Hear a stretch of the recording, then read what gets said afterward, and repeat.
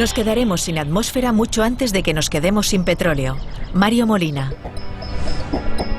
En 1995 se prohibió en Europa la fabricación de los famosos CFCs, clorofluorocarbonos, los compuestos sintéticos utilizados en numerosas industrias que demostraron ser extremadamente nocivos para la protectora capa de ozono de la estratosfera.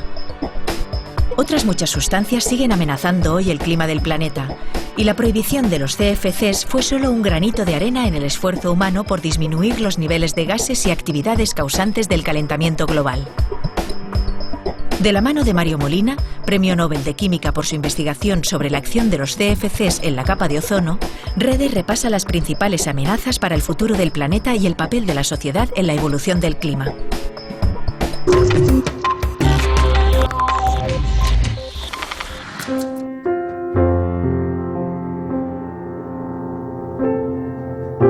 Hay dos maneras de mirar al mundo y de ver lo que nos pasa hasta por dentro, ¿no?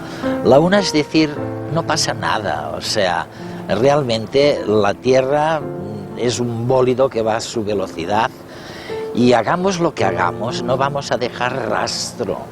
Eso es lo que pensaba, por ejemplo, el gran paleontólogo Stephen Jay Gould de la Universidad de Harvard. Pero otros, como el premio Nobel Mario Molina, piensan exactamente lo contrario, piensan que el agujero de la capa de ozono va a significar la muerte a menos que hagamos lo necesario para ponerle remedio nosotros, porque depende de nosotros el destino de este planeta. Bueno, ¿cuál de los dos, cuál de las dos posturas tiene razón? Se lo dejo que lo decida nuestra audiencia por sí misma.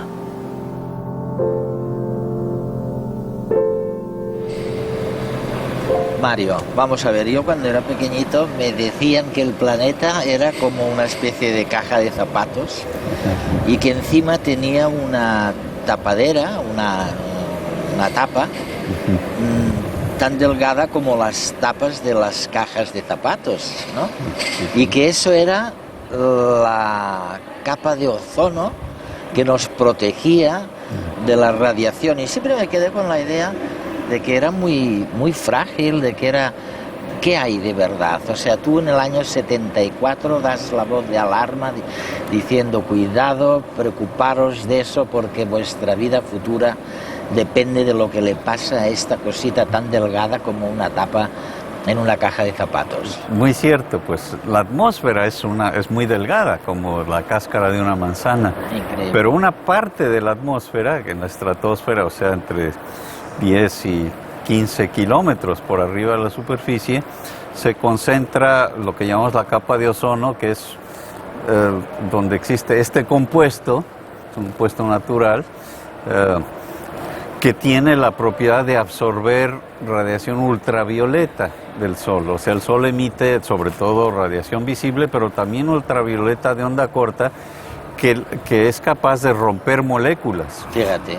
Y lo que hace es afectar pues muchas moléculas muy importantes para la vida. Entonces, a la gente le puede ocasionar cáncer en la piel o cataratas. Esta radiación. Esa radiación, la que protege parcialmente la capa de ozono, pero protege totalmente el mismo tipo de radiación, pero de onda más corta, que es así, destruye prácticamente todas las moléculas. Por eso es una capa pues esencial para la evolución de la vida como la conocemos. Miramos al cielo. Nubes sobre fondo azul. Así es como percibimos la atmósfera que rodea al planeta desde aquí, desde la Tierra. Y azul es también cómo lo vemos desde el espacio. Este color se debe a la atmósfera, esa capa gaseosa que envuelve a la Tierra, cuya densidad y composición varía a distintas alturas. En los 11 kilómetros iniciales se acumulan la mayoría de los gases que la componen, es decir, un 21% de oxígeno, un 78% de nitrógeno, más un 4% de otros gases entre los que destacan por su importancia el CO2, el metano, el hidrógeno y el ozono. Este último elemento, el ozono, pertenece a la misma familia que el oxígeno que respiramos, constituido por 2 átomos de oxígeno, mientras que el ozono está formado por 3. En la atmósfera el ozono se acumula principalmente a los 25 kilómetros de altura y su función es purificar el aire de bacterias, virus, etc. y protegernos contra la radiación ultravioleta del Sol, de ahí la importancia de la capa de ozono. Así, la atmósfera que conocemos es el resultado de la vida que surgió en la Tierra y al mismo tiempo es su escudo protector.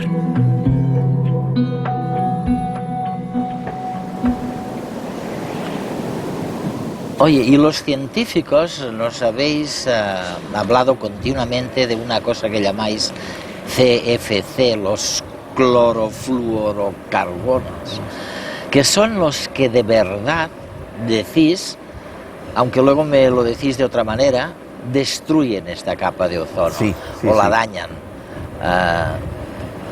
¿Por qué? Bueno, esto fue lo que descubrimos con mi colega Sherry Rowland en los años 70, y es que nos preguntamos qué les iba a pasar a ciertos compuestos industriales que no existen de manera natural. Son estos CFCs o clorofluorocarbonos, se llamaban compuestos milagrosos en su época, se inventaron para reemplazar compuestos tóxicos como el dióxido de azufre, el amoníaco, que se usaban en refrigeradores. Y pues causaron muchos problemas. Porque esos nuevos los podías aspirar. La propiedad importante de estos compuestos es que se convierten de líquidos a vapores muy fácilmente, y es lo que necesitan un refrigerante. Bueno, pues estos se estaban acumulando en la atmósfera y nos preguntamos qué podría pasar. ¿Qué pasa? Porque los podemos respirar, no pasa nada. Y pues lo que inferimos es que el problema es que son tan estables que pueden llegar a la estratosfera, donde se encuentra esta capa de ozono, y los compuestos directamente no la afectan, pero se descomponen precisamente por esta radiación ultravioleta, y los productos de descomposición, sobre todo los átomos de cloro, átomos de sí destruyen a la capa de ozono. Y es un proceso catalítico, o sea que cantidades pequeñas destruyen a grandes cantidades de ozono. Y cuando pues, nos dimos cuenta de esto, era una hipótesis, una predicción de lo que podía pasar. E iniciasteis esta especie de torrente de ideas a nivel planetario para que dejáramos de utilizar algunas de estas sustancias, ¿no? Pero el primer paso fue comprobar la hipótesis. Eso. O sea, ya con la comunidad científica se hicieron experimentos, y además la predicción que habíamos hecho no era muy precisa de dónde iba a ser el mayor efecto, pero la predicción pues efectivamente se materializó, y es que en una parte de la atmósfera desapareció casi en su totalidad el ozono en las alturas donde es más abundante, y es lo que llamamos el agujero en la capa de ozono, que ocurre nada más sobre la Antártida.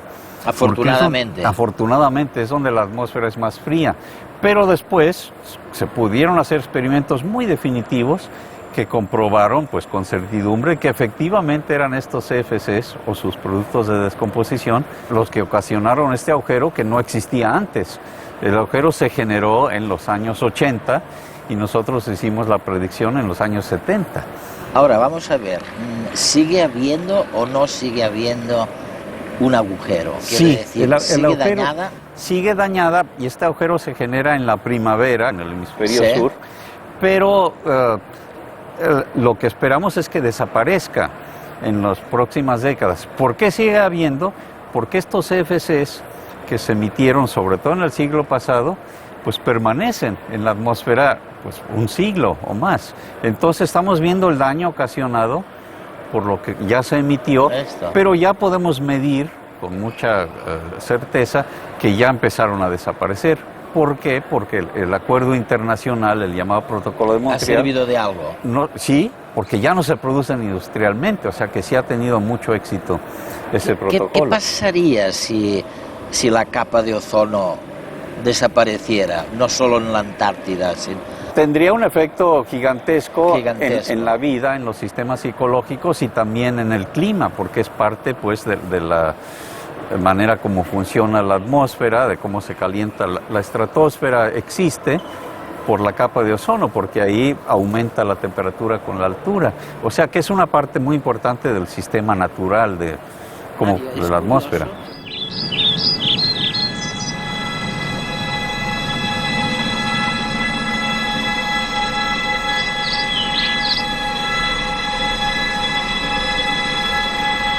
Sí. Esto exactamente es lo que ocurriría si el agujero de la capa de ozono que se encuentra sobre los polos y varía estacionalmente se hiciera más grande. Literalmente nos achicharraríamos. Nuestro hermoso bronceado se convertiría en una quemadura de tercer grado.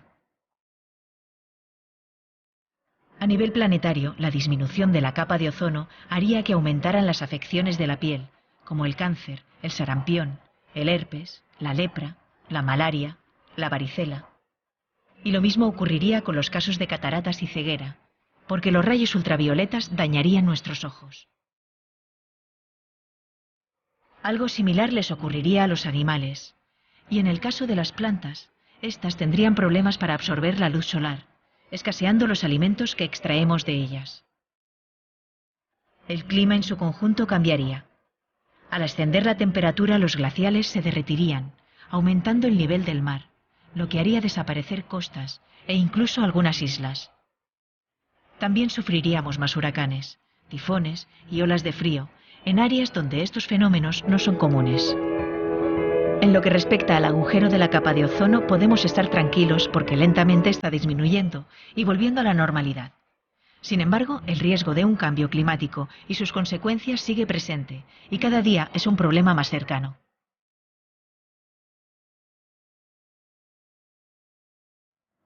Es curioso porque es realmente una de las pocas ocasiones en las que la voz de alarma de la comunidad científica alerta sobre un problema como este y se consigue un resultado. Decís vosotros, ¿no? Exacto. No ha sido aleatorio, ha sido realmente el resultado de una Sí. serie de acciones tomadas por los distintos gobiernos. Sí, sí, Sí. Por eso es un precedente importante, porque no solamente es pues decir que va a haber una crisis y que nos va a pasar cosas a todos, no, sino diseñar la solución. Es algo que podemos resolver y que pudimos convencer, ya no esto es parte de la ciencia, sino pues de la diplomacia internacional, pudimos convencer pues prácticamente a todos los países del planeta que se pusieran de acuerdo y se resolvió el problema.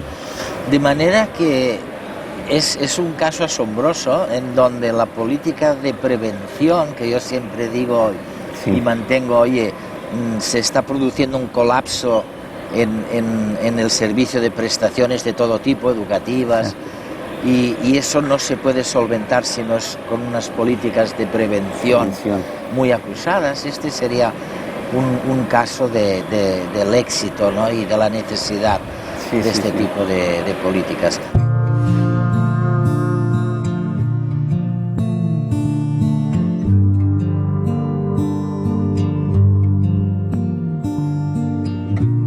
O sea que de momento, por lo menos, podemos estar algo más tranquilos con la capa de ozono, ¿no? Las cosas han mejorado y los científicos están, bueno, menos preocupados. Pero en cambio hay otro tema que es el del calentamiento global de que tanto hemos oído hablar, ¿no? Este famoso CO2 natural, que lo fascinante es que lo necesitamos para sobrevivir.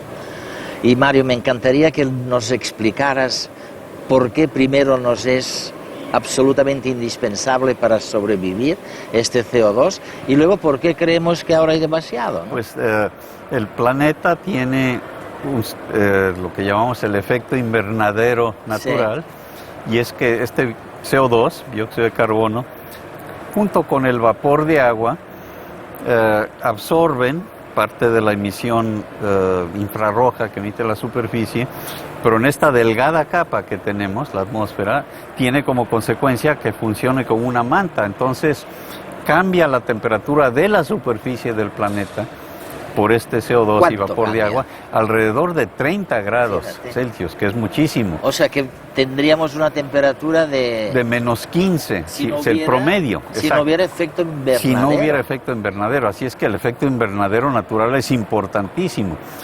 Y sorprendentemente son estos gases traza, o sea, no es el oxígeno y el nitrógeno lo que modifican esta temperatura, sino estos compuestos. El dióxido de carbono está presente pues en 300 partes por millón. El vapor de agua varía mucho, puede llegar hasta el 1%, algo, pero son componentes menores. Pero sabemos que son indispensables pues para tener el clima con el que pudo evolucionar la vida.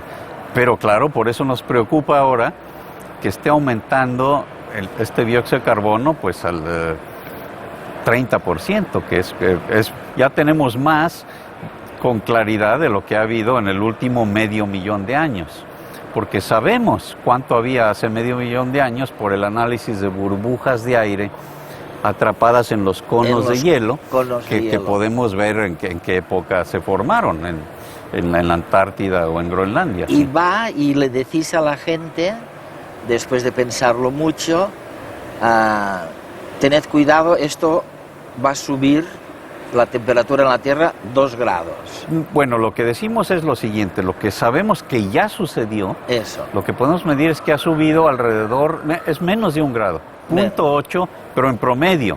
En los polos sube más, en los trópicos menos, pero el promedio es casi 1 grado. Y cuánto más va a subir depende de si responde o no la sociedad. La preocupación es que si continuaran las emisiones históricas, si no nos preocupáramos de este problema y continuara el progreso, sobre todo en los países en desarrollo, pues 3/4 partes de la población del planeta, si funcionaran de la misma manera que lo han hecho históricamente los países desarrollados, podría duplicarse la cantidad de dióxido de carbono, o más. Sí, pero el hecho, si entiendo bien, el hecho es que la temperatura ha subido solo menos de 1 grado. Exactamente. O sea, no parecería que está cerca de llegar a los 2 grados, que realmente plantearía problemas en la agricultura. Sí. Pero la situación es la siguiente: si se mantenieran constantes ya las concentraciones en la atmósfera, por la inercia del sistema, subiría llegaría quizá a 1,5 grados la temperatura, eventualmente, en primer lugar. Pero en segundo lugar, está muy claro que la sociedad no va a dejar de emitir dióxido de carbono inmediatamente, porque los combustibles fósiles constituyen una parte esencial del funcionamiento de la sociedad. Así es que nos vamos a tardar en reducir emisiones. Así es que la temperatura, lo más probable, tomando en cuenta el entendimiento detallado, cuantitativo de cómo funciona esto, lo más probable es que suba más de 2 grados. Y si no hacemos nada, podría subir 3 o 4, lo que sí sería pues muy arriesgado, ¿no?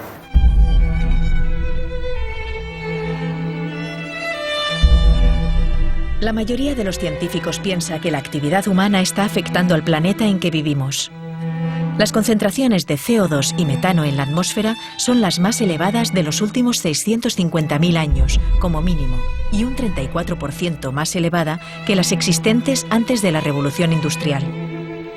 La temperatura media mundial ha ascendido prácticamente 1 grado centígrado desde 1850.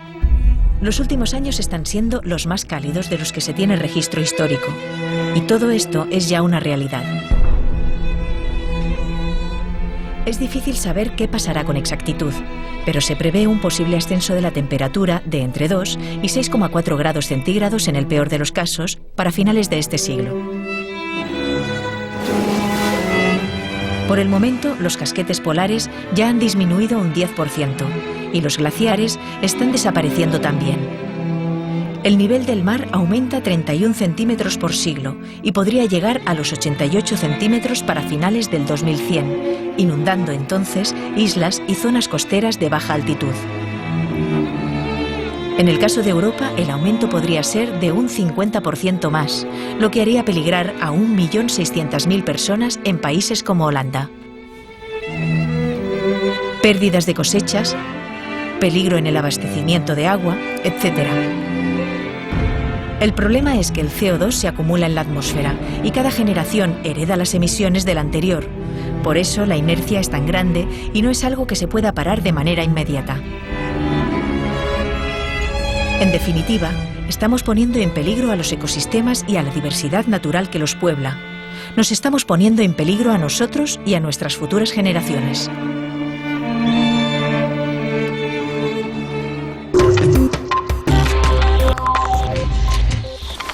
¿Y qué puede hacer la gente para que para que no suba 3 grados. Desgraciadamente, a nivel personal, voluntario, esto no se puede resolver. Lo más importante que puede hacer la sociedad a nivel individual es presionar a sus gobiernos. Pero lo que sí puede hacer la sociedad, sin duda alguna, de acuerdo con pues, el consenso de los expertos, ya no tanto en ciencias ahora, sino en tecnología y en los economistas, cómo funciona la sociedad, sí podemos cambiar, podemos dejar de usar combustibles fósiles o usarlos siempre y cuando se capturen esas emisiones. Claro, eso cuesta y ese es el problema, que va a costar más pues a lo que hacemos hoy en día, ¿no? Eso nos podría ayudar a introducir en las instituciones y en el pensamiento el hecho de que es absolutamente imprescindible el invertir más en políticas de prevención. Sí. O sea, que en lugar de intentar sanar una cosa que ya es irremediable con prestaciones, fuéramos más conscientes de las posibilidades que tenemos de evitar que se produzcan estas necesidades. Exactamente, porque ¿no? en este caso, de nuevo, no cabe duda, con los estudios económicos que se han hecho, de que es mucho más caro tratar de sanar, o sea, de las consecuencias que son los eventos climáticos extremos, protegerse contra esos cambios, o pues el costo de las inundaciones, por ejemplo, pues ya lo estamos pagando. Todo eso es mucho más caro. La dificultad es convencer a la sociedad de hacer las inversiones necesarias para prevenir esos cambios, por un lado, y por otro lado es una cuestión un poco de escala de tiempo. Eso ya no está pasando y va a pasar en nuestra propia generación, pero va a ser mucho peor para nuestros hijos y nuestros nietos, y esto depende de la importancia que le dé la sociedad pues al bienestar de las futuras generaciones. Es curioso porque nos está pasando lo mismo en el campo educativo, en el campo sanitario. O sea, se están colapsando los sistemas por la demanda tremenda de prestaciones, sin darnos cuenta de que es preciso abordar los temas preventivos con mucho mayor esfuerzo, con mucha mayor... Pero lo que es interesante, brevemente, es que en el tema educativo, pues en general la sociedad sí está muy de acuerdo y consciente, dispuesta. Tenemos que invertir en la educación de los niños, aunque eso no nos va a redituar pues por 20, 30 años, ¿no? Es verdad. Pero lo hacen, se acepta, en cambio con el medio ambiente no está tan claro.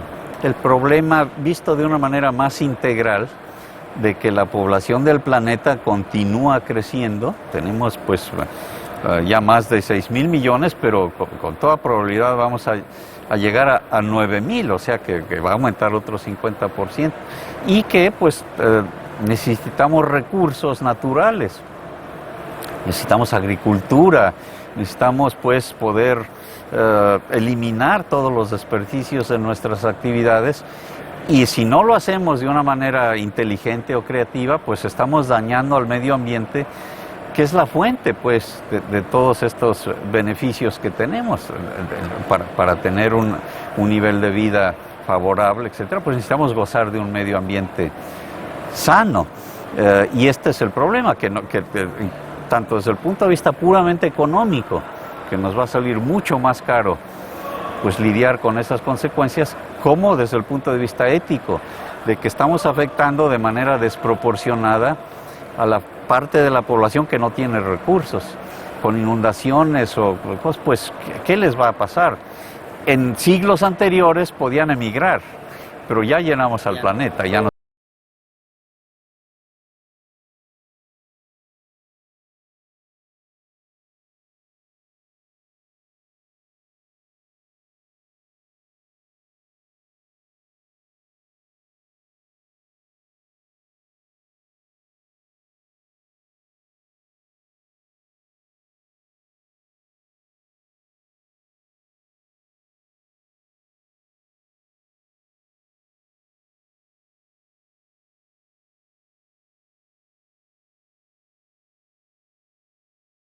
Una especie de tapa que nos abriga del mundo adverso que está más allá.